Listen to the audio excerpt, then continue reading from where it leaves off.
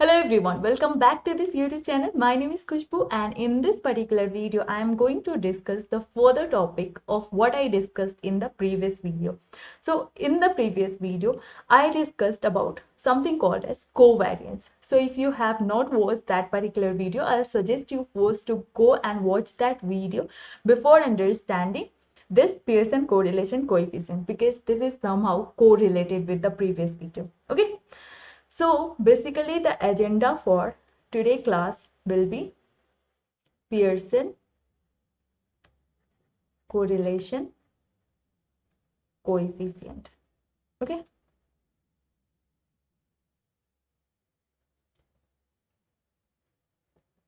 So if you have not watched the previous video, I'll give you a quick overview so that you will be able to correlate here as well. Okay. So in the covariance, what we basically used to find? We used to find the relationship. Relationship between what? Relationship between X and Y. That is, in simple term, I would say input or output. What is the relationship between input and output variable? Means the relation that we are having, is it positively correlated or is it negatively correlated? That we basically used to find with the help of covariance. Means overall idea was that, right? There was one specific formula as well. Just go and check out that. All right. So with the help of covariance, we basically used to find what? The relationship, the level of relation, like the nature of relationship, I would say. That is it positively correlated or negatively correlated? But there was one disadvantage with the covariance. Means we were able to find the nature of relationship, but specifically we were not able to find that what is the measure of positivity and negativity, like the value that would be falling inside this X and Y, that is my input and output variable, could be anything, and because of that our covariance could lie between any value, but we don't want, and we want to restrict that value within some range. So with the help of this Pearson correlation coefficient, the value is also restricted within a specific range, that is -1 to +1. Okay, so this is also the reason why Pearson correlation coefficient came into picture. So basically there are two particular things that you need to keep in your mind with respect to this Pearson correlation coefficient. The first thing, we are able to find the relationship. Okay, we are able to find the relationship between X and Y. Means it is positively correlated or negatively correlated. And the next thing, the you can say the measure that how much it is positively correlated or how much it is negatively correlated. Now Pearson correlation coefficient have a formula with which we use to calculate the correlation. That is, so this is the notation that we use for Pearson correlation coefficient. Now here it is covariance of X and Y. Means here we will have to apply the formula that we had in covariance.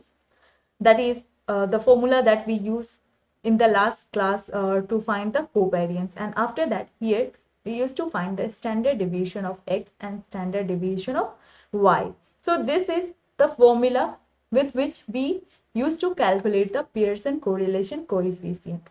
So I hope you understood till here that why Pearson correlation coefficient came into picture.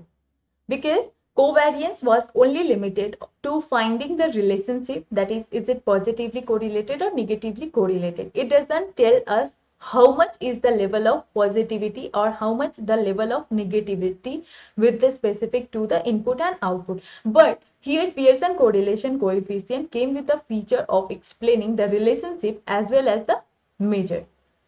Alright, now let us understand this Pearson correlation coefficient with the help of few graphs so that you will be getting a clear-cut understanding that in which case this correlation ranges to 0 or 1 or to -1 or -1 to 1. Fine. So I have attached one picture for the reference. Now let us understand with the help of this diagram. So in all the graphs, here this will be my y-axis and this will be my x-axis.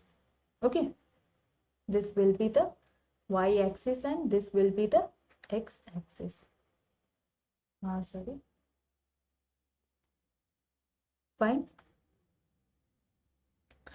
Now, so here let us see that here if you see, this is the data points. Okay, these all are the data point that we have, and with respect to x, y is increasing, right? Means the data point that we have is increasing. When my x is increasing, y is also increasing, means that we can conclude that here we have a positive kind of relationship, means x is positively correlated with y. So that here we can see that Pearson correlation coefficient value lies to +1. Means if my x is positively correlated with y, in that case Pearson correlation coefficient value will be +1. Now in the next graph we have this kind of line where my x value, when my x value is increasing, my y value is decreasing. Okay, when my x is increasing, my y value is decreasing, you can say. So here in this case Pearson correlation coefficient value will be -1. When my correlation will be positive, in that case +1. When my correlation with x and y will be negative or negatively correlated, in that case the value will be -1.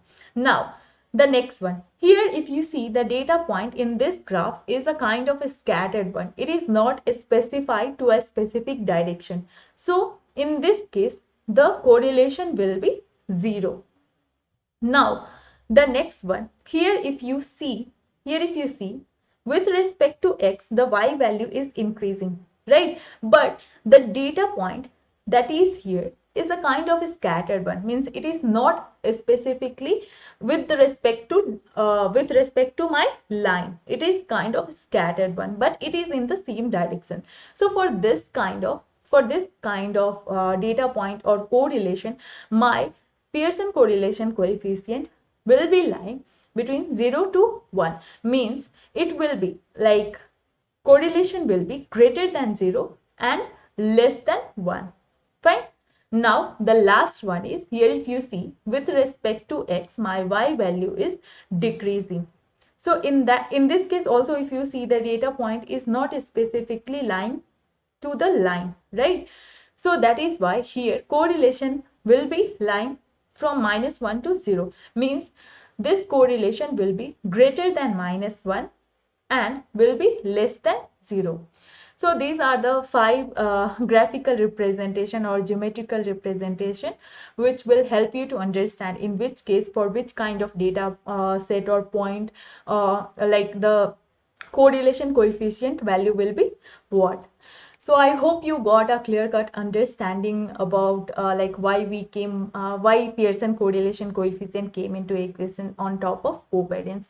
Now there is another correlation coefficient that we will talk in the next session. So that is particularly called as Spearman correlation coefficient. Means with this particular Pearson correlation coefficient also there was a kind of disadvantage that scientists found out at that point of time. Now what was that? That was particularly about the non-linear properties. Means this Pearson correlation coefficient was actually able to capture the linear properties specifically. It was not performing well with the non-linear properties. So that is why the researcher came up with the Spearman correlation coefficient. We'll have a further discussion in the next video.